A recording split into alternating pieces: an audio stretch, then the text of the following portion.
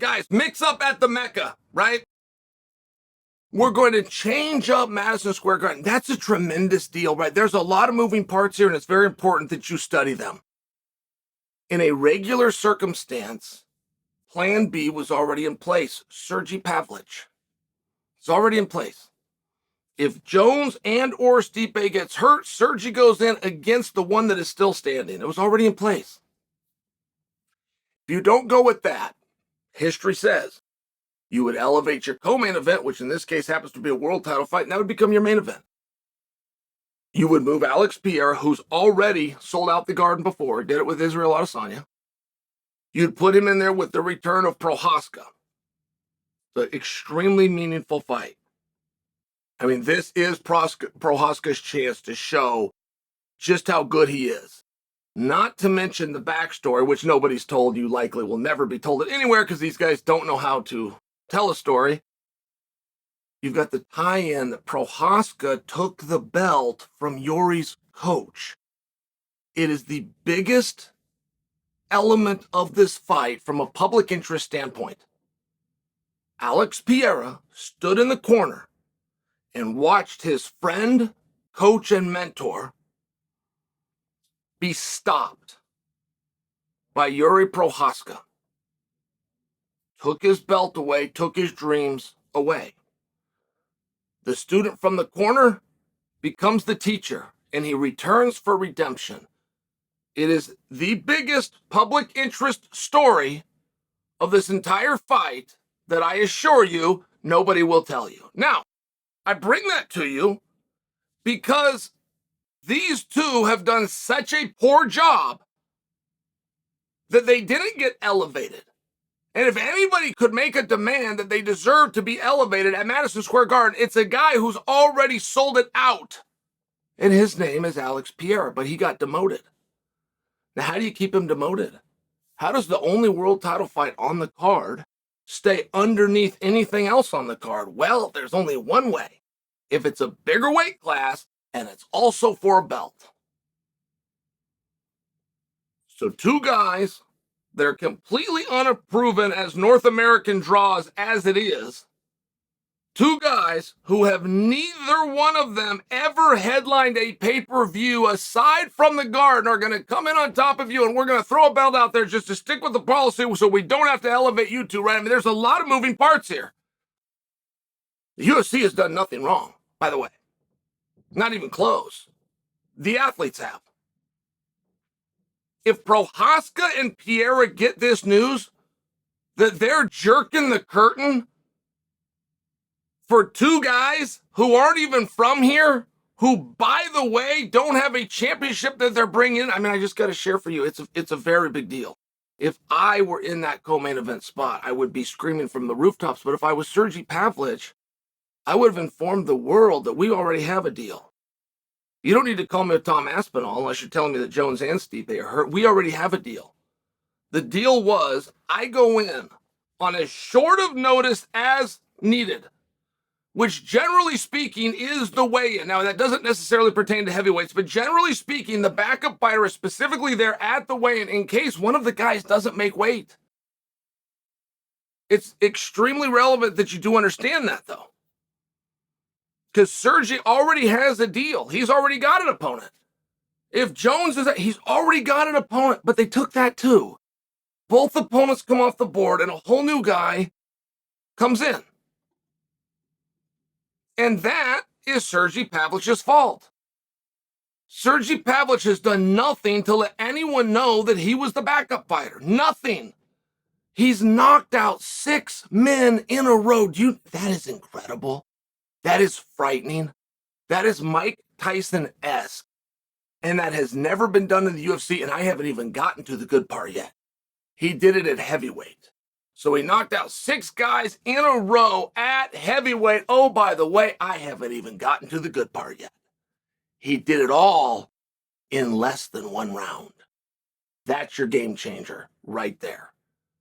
That's where it is now Mike Tyson-esque. 6 heavyweights Anyone you want, any way you want to do it, constantly working his way up the rankings, not bums, not bar fighters, not somebody that Don King found around a corner, paid a little bit of money to so he could go down. Real fighters, better each time. And it's one of these rare situations where that story should be told. But that story needs to be told by Sergey Pavlich. And I'll predict for you, as I make this right now, I will predict for you, they don't get main event status. There is a policy within the UFC. This is a policy, right? It's just a policy. But it was officially stated. We've never had anything officially stated for what an interim champion is. We've never had anything officially stated for how long you can be a champion and not compete before they take it off you. Dominic Cruz did 3.5 years. Very relevant. Yuri Prohaska not only had it taken off of him, there's been 2 champions since him. And when he gets in the ring on November 11th, all combined won't even be 1 year. It won't even be 1 full year from the day that Prohaska hurt his shoulders to 2 other champions have come in. 3 other title fights have been booked. One of them went to a draw, and then he's back in rotation. I will predict for you that as the undisputed belt wins the policy and becomes the main event. I do not think Aspinall and Sergey Pavlich are going to be put and entrusted with the Garden. That's just my guess. I'm not here to pick on them. I'm here to point out the things that you have to learn from these situations. Jon Jones, who I feel is off limits today, right? Jon Jones is a human being and he's hurt. It's a big deal, right? It's a big deal. You never kick a man in that situation. You help a man up when he's down. To act as though there's not a lesson, sure there is. This is a prime example of why you don't take 3 years off. Jon Jones is saying, and I even saw this by Brett Okamoto 4 minutes ago on ESPN. It was just a prediction. Brett didn't have inside info, but he's an expert in the space. Working on the worldwide leader, Brett said, I think Jon's next fight's his last fight. Brett even said, the reason I believe they're going to preserve the match with Jon and Stipe is because this is a farewell for Jon. Let's say that that's true, guys. Let's say that Jon, who doesn't do this for the accolades, he's got them all. He doesn't do it for the rankings. He's number 1. Does it for the money, period. Let's say that he just needs 1 more. 1 more.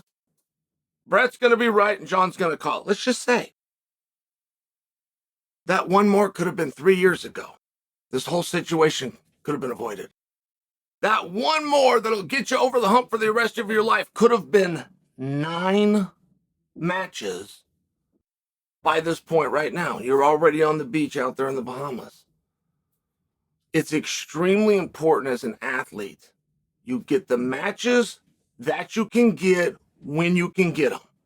You fight the fights you can fight when you can fight them. You win the ones you can win when you can win them. It is paramount.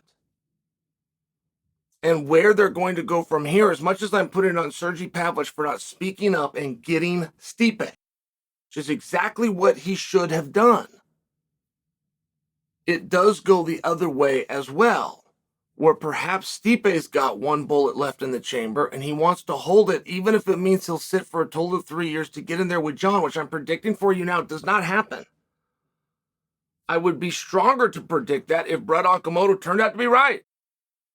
If it really was Jon's last fight, there is no reason you would have him fight a 42-year-old who's also on his last fight. That's just not the history of the sport. You pass the torch. And as much as it might appear that Jones and Stipe is safe and preserved and Pavlich and Aspinall are going to be for the interim championship, I don't think that they stop there. We're talking about 8 months before Jones and Stipe can get in there. In a best case scenario, I actually think that 8 months just means before Jones can return to the gym. And that's with help. Don't forget, they took the growth hormone and the testosterone away from him. Like, this is going to have to heal very naturally on his own. It's a very different scenario when you're 36 and 37 years old. It's a very different scenario. So in a best case scenario, if guys can return from this in 8 months, you're talking about this fight being a meaningful amount of time away. I don't believe that the winner of Aspinall and or Pavlich is going to sit on their ass for a year. I think they're going to fight. I think they're going to fight again. And the world is going to be a very different place. If you believe that Jon and the preservation of a guy who's fought one time in 4 years, if you believe that that's going to be protected, you just haven't followed the sport. And if you believe that's going to be protected because it's forced to be protected because he has the power, I think if you're looking at the board right now, you're making a fair statement. But I also think that you're playing checkers instead of chess. It's all a big game of what if, but what if Sergey Pavlich does to Tom what he did to the last 6 guys? What if Sergey Pavlich finishes Tom Aspinall in the first round? The star power of Pavlich, as little as he can do, even when you have a guy that's a turd in the punch bowl like Sergey is, even when you have that guy that can't do anything right, he can still become a superstar. It's just a lot longer path. Fedor Emelianenko went on to be a global phenomenon by staying mysterious. Vince McMahon sold out every pay-per-view and every WrestleMania. He put Brock Lesnar on the top of the bill of, and Brock didn't do any of those things. He stayed mysterious. You definitely can get over that way. You definitely can be beloved by the audience. It just takes longer. Well, Sergey's already 6 deep. So if he goes and becomes 7th in a feature match that comes with a belt, that comes with a whole bunch of promotions, should you capture it, and he does it at Madison Square Garden, the world's going to be a very different place. And I don't predict for you he stops there before at least it ties in to a Jon Jones scenario. I would think that he's going to do this fight and at least one more. And all of a sudden, the world looks very different. And you're looking at this guy, you're looking at this shiny, bright new object that everybody's looking at, and you're trying to wonder, why do I got an undisputed belt on this heavyweight that has never even been punched by a heavyweight? Like, you start to ask yourself those questions. It's just very real. It's very normal.